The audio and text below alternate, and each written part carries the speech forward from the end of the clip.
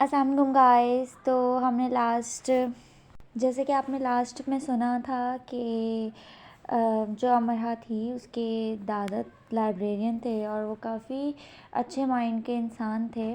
तो काफ़ी उन्होंने कोशिश की अमरहा को पढ़ाने की, उसको अच्छा काबिल बनाने की। लेकिन अमरहा ऑब्वियसली कोई बंदा अगर मेंटली डिस्टर्ब हो तो वो किसी चीज़ पे भी ध्यान नहीं लगा सकता।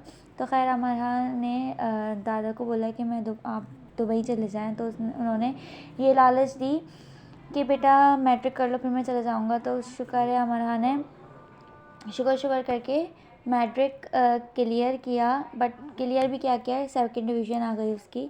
फिर उसके दादा ने कहा कि इंशाल्लाह मैं आपको कनाडा में स्कॉलरशिप दिलवा दूंगा और आप जो है इंटर में टॉप कर लो। लेकिन टॉप तो उसने किया नहीं, लेकिन A1 उसका ग्रेड आ गया। नो डाउट ये भी अच्छा ही ग्रेड था, लेकिन अब अफसोस के साथ बेचारी वो क्या करे, उसका लक ऐसा है। फिर उसकी मंगनियाँ हुई तो एक मंगनी तो इस वजह से ही टूट गई कि उन्होंने उसकी पिछली पूरी कहानियाँ सुन ली थी कि उसके साथ साथ क्या क्या वाक़यात जुड़े हैं।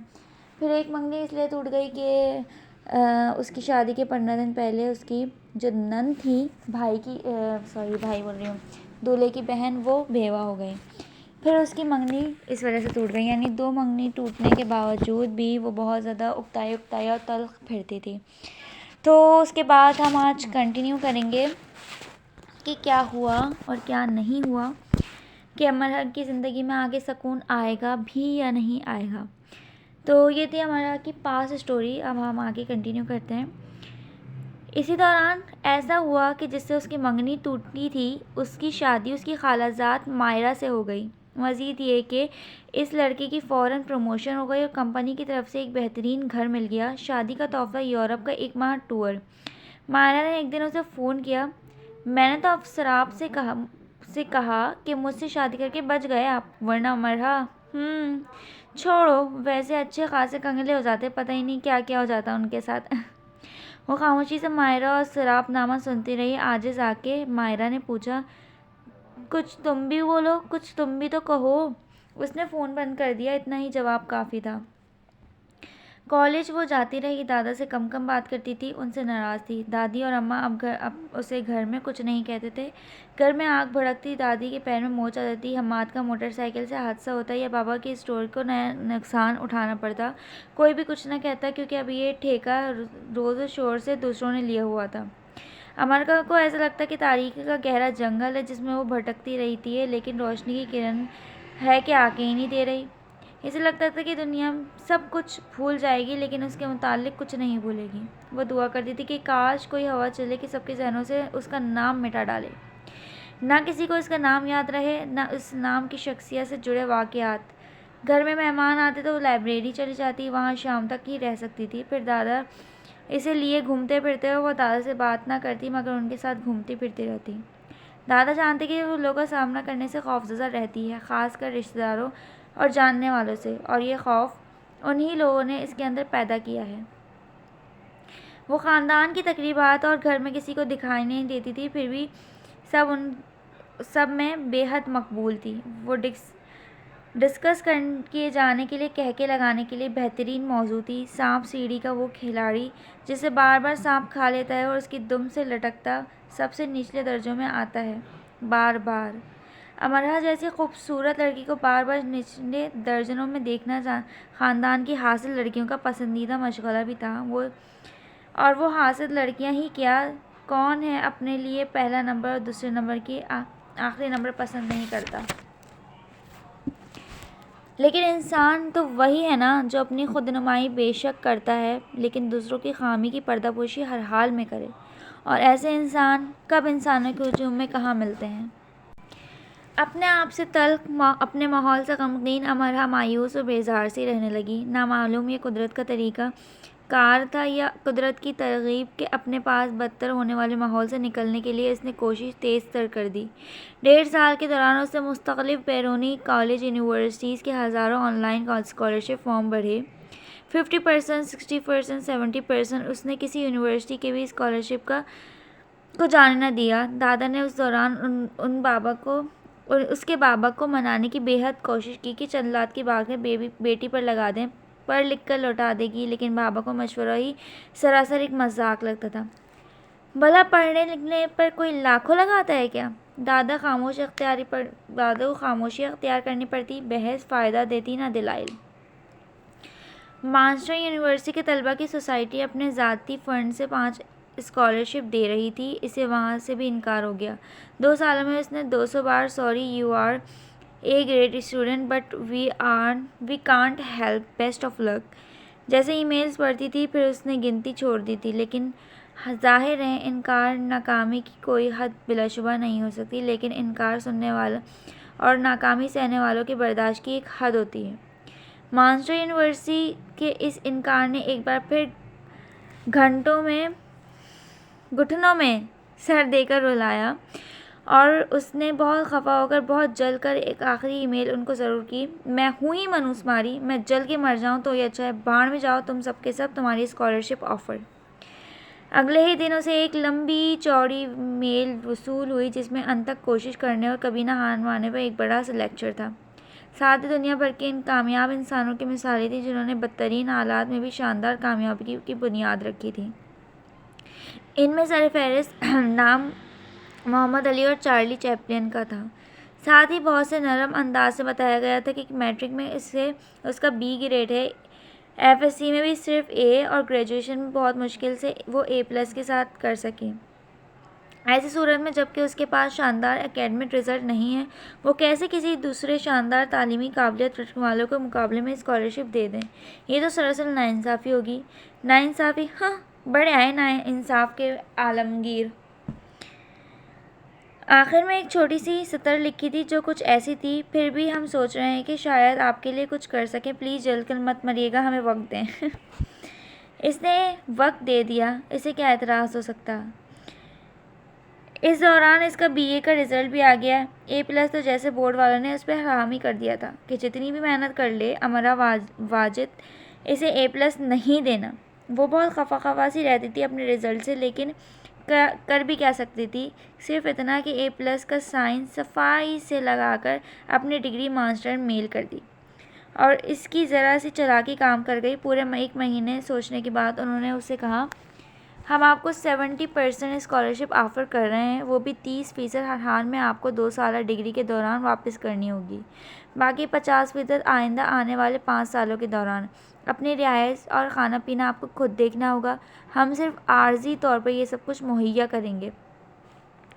तो भाई मनहूस मारी और जल कर मरूंगी वाले अल्फाज काम कर गए। अंग्रेज़ नुमा पाकिस्तानी लरज़ उठे और उसे स्कॉलरशिप ऑफ़र कर दिया गया। दादा के साथ जाकर चुपके से उसने अपने पासवर्ड बनवा लिया। कुछ दादा के अपने और कुछ दादा ने अपने दोस्तों से कर्ज लिया और बाकी 30% जमा करके इसके हाथ में डाला। अब वो दादा से चहक कर बातें करती थी, उनसे लाड करती। कई सालों की कटी दुश्मनी अब ख़त्म हुई। दादा पोती में फिर से खूब बनने लगी। इसके अंदाज में कुछ ऐसा था जैसे वो तो हमेशा के लिए जा रही है और दादा के ऐसे कि वो डिग्री लेकर आएगी तो काफ़ी बदल चुकी होगी और रोना धोना मारना पीटना भूल चुकी होगी।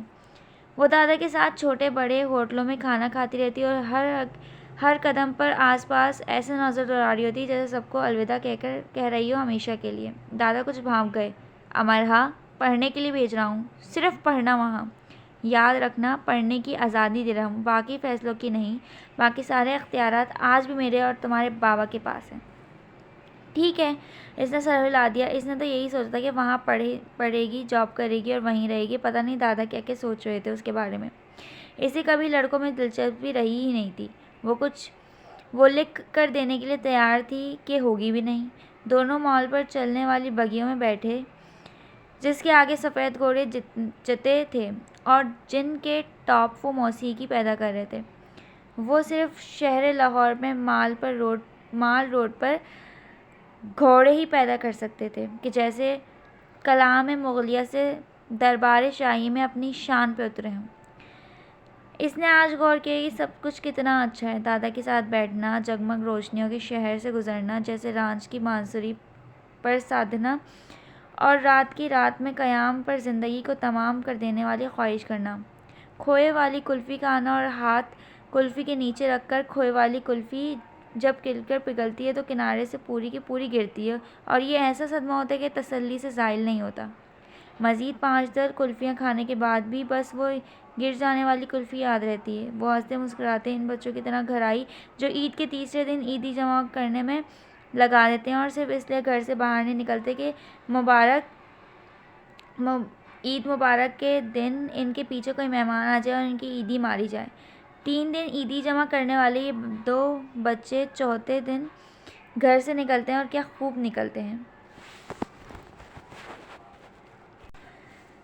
हमारे यहाँ 2 दिन बाद जा रही है। खाने की मेज़ पर दादा ने ऐलान किया। कहाँ? दादी ने पूछा। वो समझी अक्सर बलूचिस्तान जाती रहती है तो इस बार शायद पेशावर को निकल जाएगी अपने दादा के साथ। मास्टर, वो क्या है? दादी को दिलचस्पी नहीं हुई। दादा पोती में बस ऐसे ही खाते हुए पूछ लिया।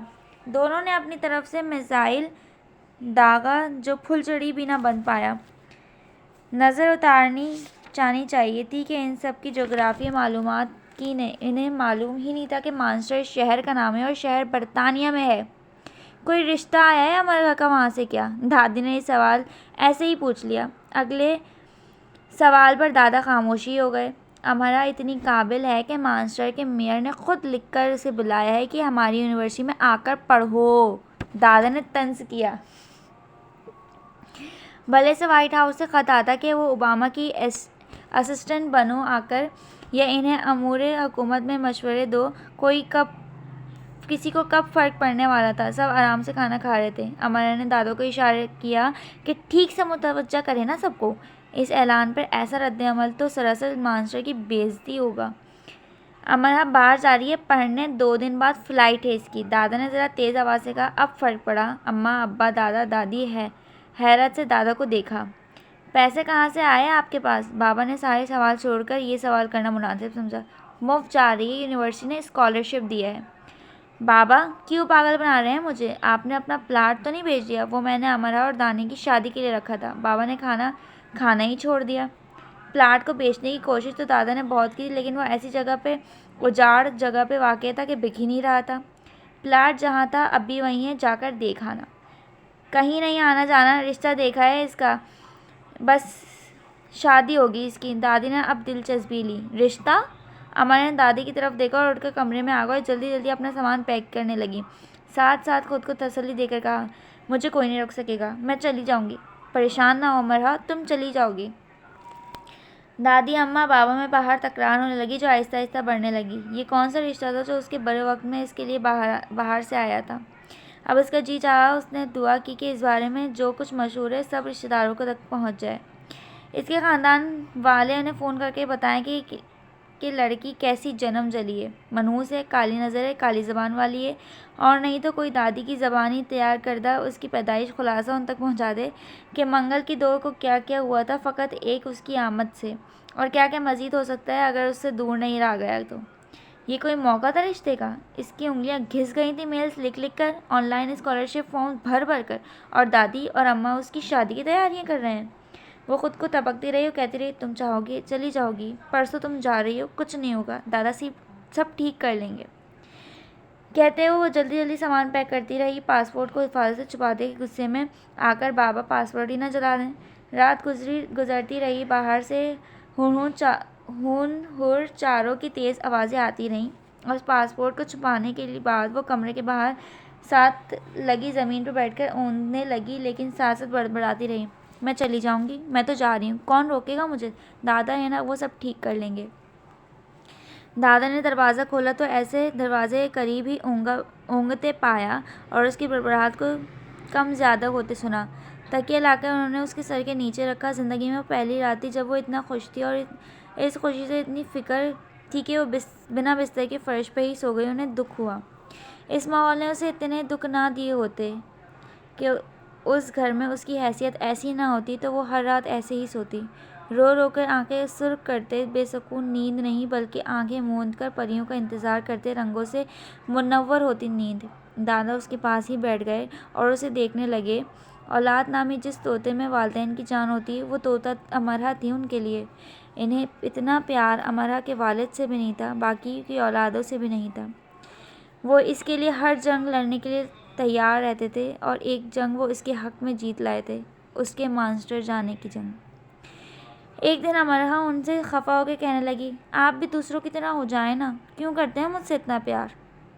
वो इस बात का जवाब खुद से भी नहीं दे सकते थे, बस सोचते ही रहते थे कि शायद कुदरत हमेशा इंसान पर इतना मेहरबान ज़रूर रहती है कि अगर सारी दुनिया उसके उसके नफ़रत करने लगे तो कोई एक ज़रूर उसके पास जान छिड़कता है। वो इंसान कोई भी हो सकता है, कोई चरिंद, परिंद या दूसरी मखलूक। बिला वजह किसी की नफ़रत ज़रूरत एक बिला वजह की मोहब्बत को साथ बांध लाती है। जैसे जैसे दूसरों के लिए तुम नापसंदीदा होती गई, मेरे लिए इतनी पसंदीदा होती गई तुम अमरहा। उन्होंने कहा, खुदा भी भला कभी ये भूलता है कि इसके बंदे के आसपास बहुत कांटे उगाए हैं और सब एक महकते हुए हमेशा तरोताज़ा रहने वाले फूल की अशद ज़रूरत है, ताकि इस फूल को पाकर वो कांटों की दी गई अजियत फरामोश कर दें। बाबा ने उसे 10,000 रुपये दिए कि वो ज़रूरी ख़रीदारी कर ले। अम्मा और दादी का मिजाज अलबत्ता बरहम था। दादा के साथ जाकर उसने ज़रूरी चीज़ें खरीद लीं। दानिया ने उसका सामान पैक करवाया। हमाद और अली दिल महसूस कर उसको देखते रहे। आखिर वो कितनी दूर जा रही थी। दादा मुसलसल 2 दिन से अपनी आंखों की छड़ी छुपा रहे थे। ये पढ़ने जा रही है, भाग नहीं रही। अम्मा बाप तो खुश होते हैं, तुम दोनों इसे रुखसत करो खुशी से, ये ना हो कि जहाज़ क्रैश हो जाए और ये लापता हो जाए। दादा ने छोटा सा लेक्चर दादी और अम्मा को दिया, उसका जहाज़ क्रैश ना हो जाए या वो लापता ना हो जाए। दोनों ने अपनी बरहमी को एक तरफ रखा और उसके दुआओं से अलविदा किया और वो मास्टर के लिए रवाना हो गई, शहर अज़बाक के लिए, शहर आज़ाद के लिए, शहर यारम के लिए। तो ये थी बेचारी हमारी अमरहा की कहानी कि बेचारी ने इतने पापड़ बेल के अपने हाथ दुखा के मास्टर को ईमेल कर वो थक गई बेचारी। लेकिन क्या हुआ, उसकी दादी ने कहा कि उसका रिश्ता आने वाला है और दादा से जंग छिड़ गई और फिर उसका इस बात में दम घुटने लगा, कमरे में आके रोने लगी कि नहीं वो जाएगी और लाजमी जाएगी। तो आप लोग कमेंट में बताएं कि वो मास्टर जा पाएगी या नहीं जा पाएगी, या शायद उसके दादा उसकी जंग हार जाएंगे या उसके पापा जीत जाएंगे। तो ये आप कमेंट सेक्शन में बताएं। Thank you so much.